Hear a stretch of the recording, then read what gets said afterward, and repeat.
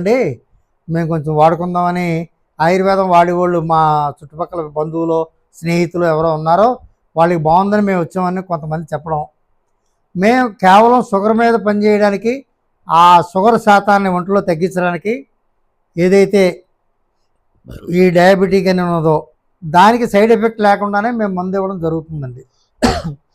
మరి మీరు నాడీ శోధనలో ఒకవేళ నిజంగా షుగర్ ఉన్న వ్యక్తికి మీ నాడీ శోధన ద్వారా ఎలాగ వ్యక్తపరుస్తారు మీరు?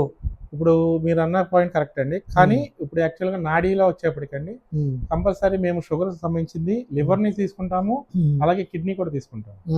ఎందుకంటే ఈ రెండిట్లో దేనో దాని ద్వారా వచ్చి ఉండొచ్చు. అంటే ఆ రెండే రావడానికి కారణం అంటారా? రావడానికి కారణం ఫస్ట్ ప్రథమ స్థానం. మరి ప్యాంక్రియాసిస్ అని ప్రపంచం అంతా చెప్తుంది. ఎప్పుడైతే లివర్ ఎఫెక్ట్ అయిందో ఆటోమేటిక్గా ప్యాంక్రియాస్ కూడా ఎఫెక్ట్ అవుతుంది.